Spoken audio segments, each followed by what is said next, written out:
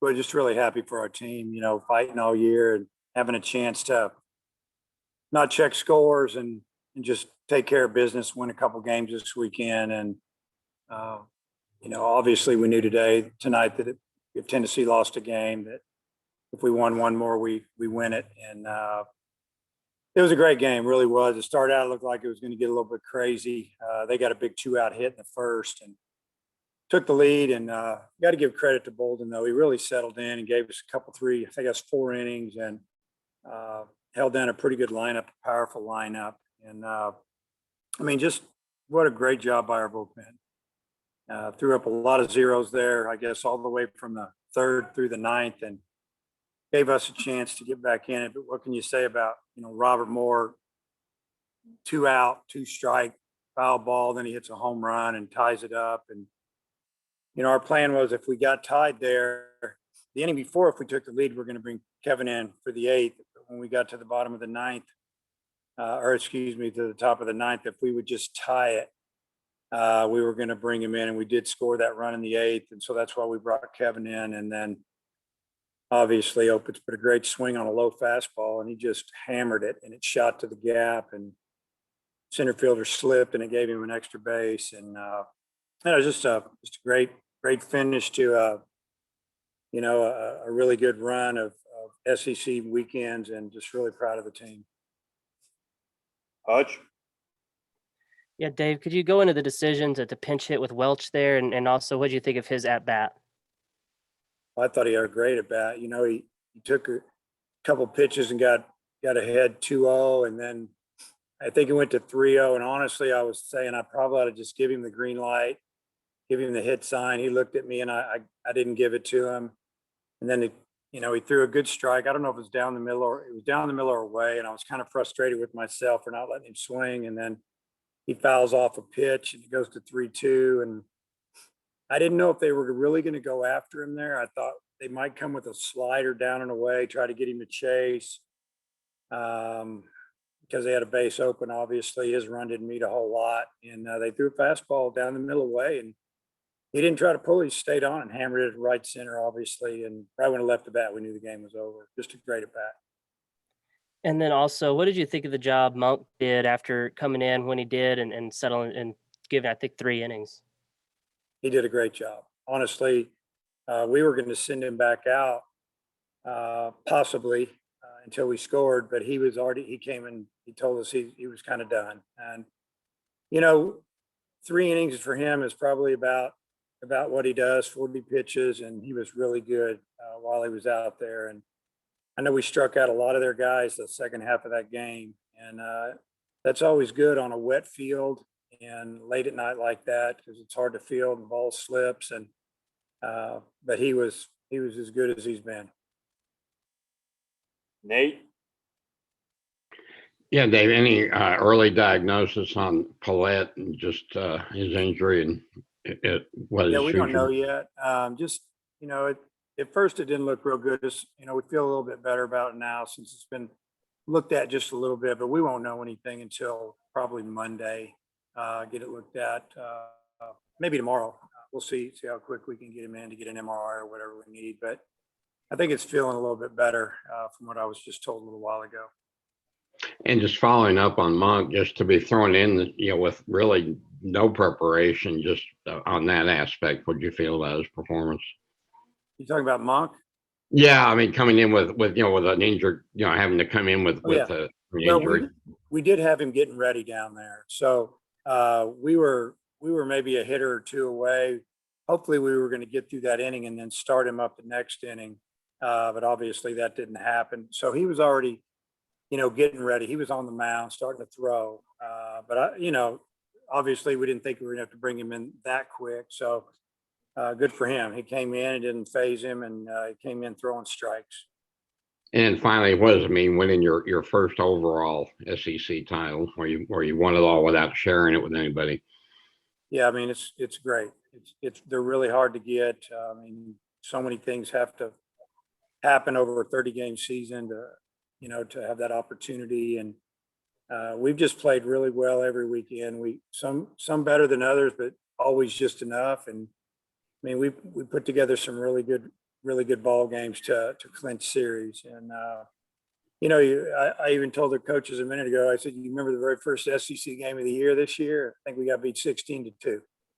And, that one got away from us, but we didn't let it phase us. And just excited for everybody involved with the baseball program right now. Thank you. Andrew Ellis. Hey, Coach, Goodhart was having a little bit of some struggles over the last few games, and there in Leftwich's first inning, he really made him work and ended up getting a base hit. It didn't result in a run, but how good was it to see him come through there? And you think that's something that could maybe get him going a little bit? Yeah, that was a really big at bat because, we all know how good Leftwich is. I mean, he's a big time pro prospect, and just the way he got out our first two hitters that inning, I think. And then, Goodhart just fought him in 7-8 pitches. And then he finally decided to try to go with a breaking ball. He left it up and he singled up the middle. That was a big time at bat. Really good to see. And I was happy for Matt because he was really frustrated. I haven't seen him that frustrated in a long time. And just going back to Welch, have you ever had a weapon like that off the bench, a guy who's, not playing every day, but he's batting 400 and the sample size is getting pretty big? I mean, just what can you say about the work he's done and kind of embracing his role? At this level, I guess it's rare to have a guy like that because you're going to play him all the time. Charlie's a guy that, he's a catcher. He's trying to play a little first. He's a hitter is what he is. And, Goodhart's been our DH, and, Charlie's gotten in. Whenever he gets in, he seems to get a couple of hits. And faced left-handed pitching early in the season, he seemed like he hit a home run about every other bat against him. And but I'd say no, because usually if you have a guy that hits like that and not playing all the time, he's probably upset. And Charlie's been a really good teammate. Really proud of him the way he's taken it, and he's happy to be a part of this team and contribute. And also the Robert Moore home run. I mean, he was another guy that, was kind of struggling a little bit, but, that one got out, pretty easily. What'd you see on that one? I see that I think he kind of shocked him when he hit it.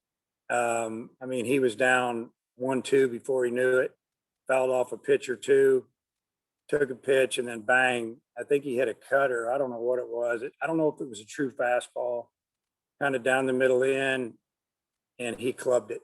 And we knew right when left the bat, the game was tied. And, Robert's done a tremendous job of coming through in the clutch for us this year, and I don't know, just a big time swing from a guy that wants to be in the middle of it. Tom. I think we have this calculated as your 12th win when you trailed by 3 or more runs. Just maybe how appropriate was it that this is the same kind of way you've been winning games all year? Yeah, I mean, it seems like we're behind a lot, maybe 75% of the time. The other team seems to score first. It doesn't seem to phase us too much. You've got to have some good bullpen guys that to hold them down and give us a chance to work our way back in if it doesn't go good. And obviously the bullpen saved us again today. But really Bolden did a nice job getting us to the 5th inning, and then we turned it over to the pen and they did it. It's after midnight. I'm wondering how you might celebrate this one tonight, and then who you might start as your pitcher tomorrow. Yeah, I'm gonna celebrate this one by going home and going to bed, and then my pitcher tomorrow that'll start will be Wiggins, and you might see a few different guys in the lineup as well. Thanks. Bob. Dave, I guess you and Vandy from 2013 or something like that are the only SEC teams to win 10, go 10-0 in series. What do you think of that?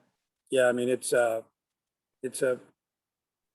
obviously it's very hard to do. It's only been done a couple of times since the league has grown, and you don't expect it. You just expect that maybe one weekend's not going to go your way.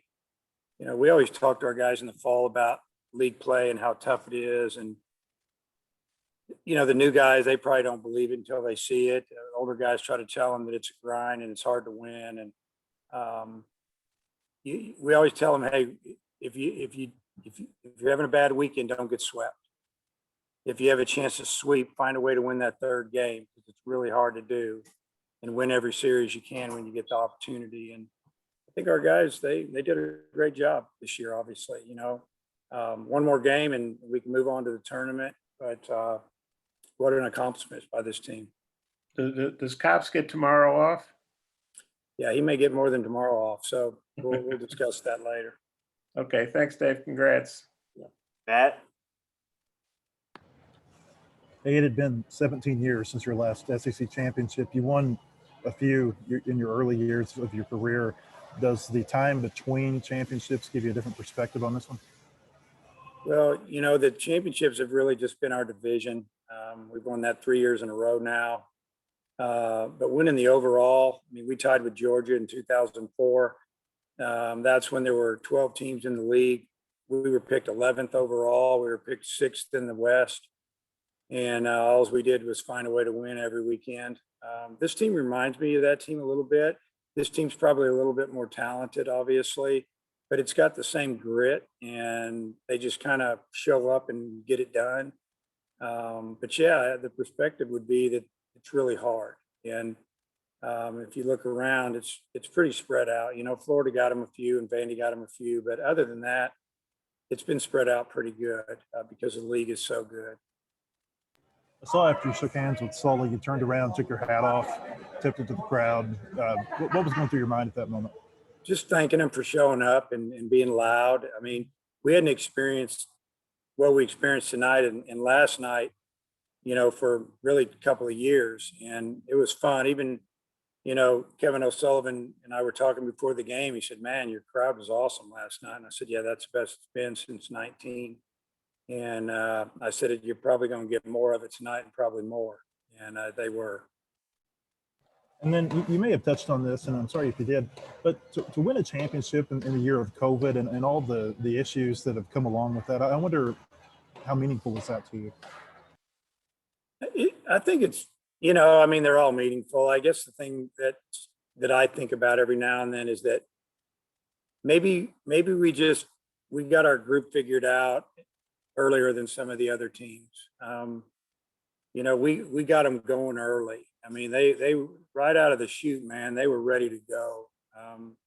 In Arlington, Texas, it seemed like it was 3 weeks ago. I mean, I can't believe how long ago it was, but we got their attention, and the coaches did a great job of rounding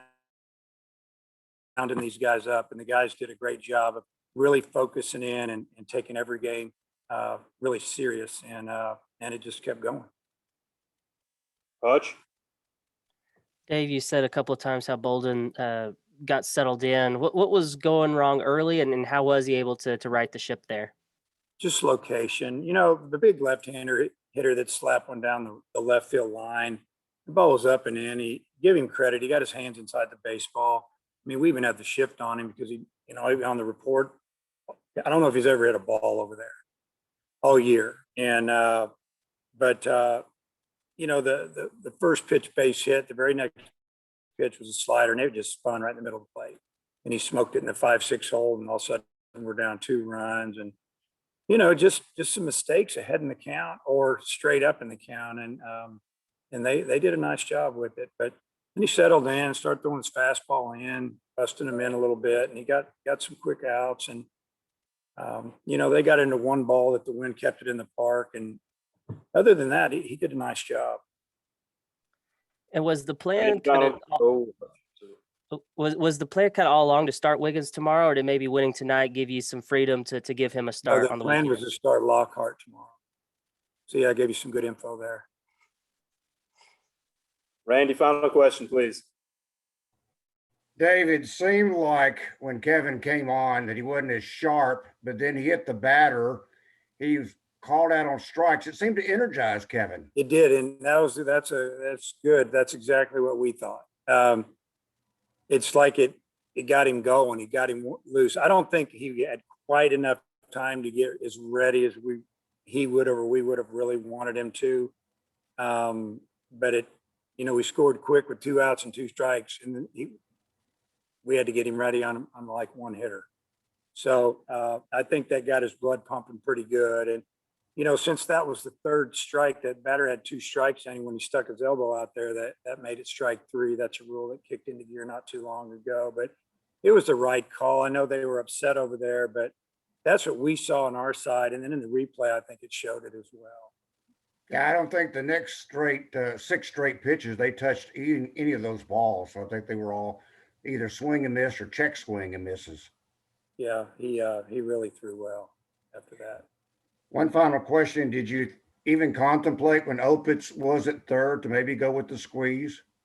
Well, the first baseman was standing about halfway up the first base line, and obviously I'd love to do it, but we're a big squeezing team. We haven't done it once this year, maybe the last couple of years. We do safety squeezes a little bit, but you know, when the infield's like that, next thing you know, you only got two outfielders.